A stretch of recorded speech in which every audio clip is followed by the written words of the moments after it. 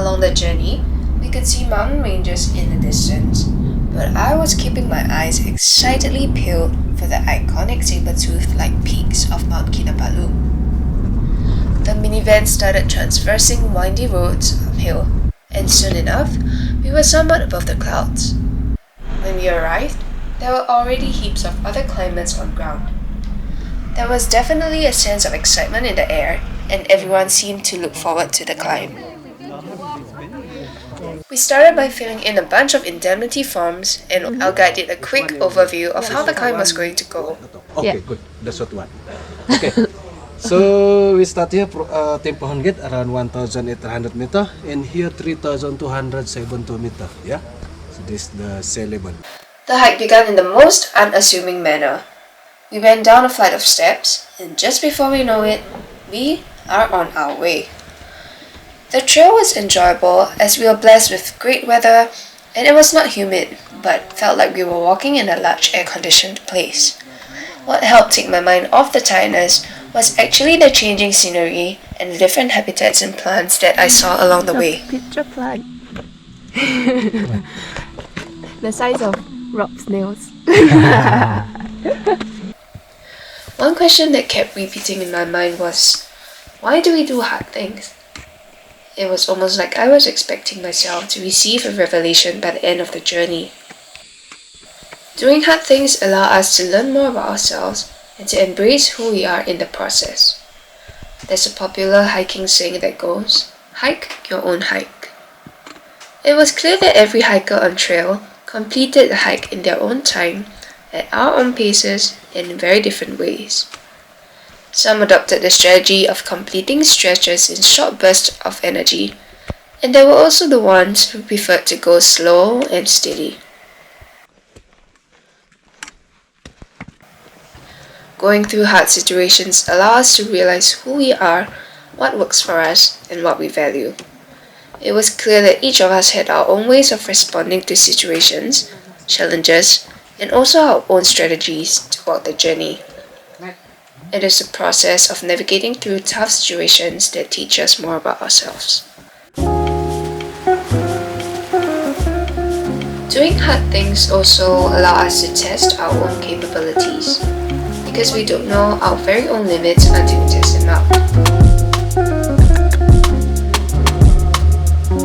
I know. This is like, what, 5 km mark? 5.5. Apparently it takes another... Not 5.5, it's 5 km. Okay. Just now the sun is just right there. Oh, look at that, the summit. Can you see? I think sunrise will be good. So right now, I literally just meet the whole spot. Wait for me.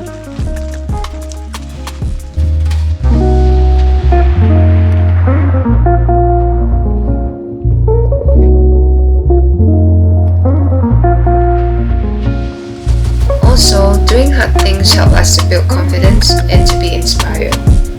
This climb has kick-started a drive for me to want to see more and experience more.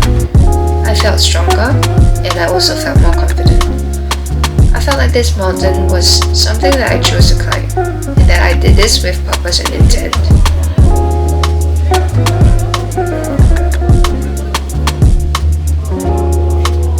I've never seen her so happy. Look at what she took. It's alright. It's like legit. Good job, you worked really hard. Looking back, the climb itself was actually a blur. I remember certain parts of the journey, the key moments, and also some pit stops.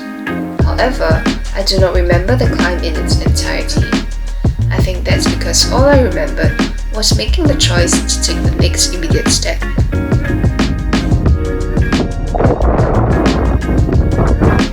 There are also other things that kept me going. The kindness and encouragement from strangers were definitely one of them. The all the best, you're almost there, you can do it, that came from the people who have ascended the mountain the day before us were helpful. Although I didn't harbor a deep personal reason or philosophical desire as why I climbed Mount Kinabalu, Knowing where my end destination was important. I was given time goals and also distance to cover. Even though I didn't make it to the tip top of the summit or reach Laban Rata in time, having time and distance markers helped to keep me going. And of course, it was also helpful having people to journey alongside with. My guide Rodney was super thoughtful. He stayed by my side the entire time and was patient enough to let me complete the journey at my own pace. I did not feel rushed at all. 用中文的话，那马来西亚人知道了。都长啥？ And of course, I had Julie as well. Okay. To know that we came together and that she would be waiting for me at the finishing line was very comforting. And of course, I couldn't let her down by just, giving up. The hike began in the most humble of ways. No flashy signs, just a very simple guardhouse and also an engraved map. But the journey had left me filled with awe, gratitude, wonder, and most definitely, exhaustion.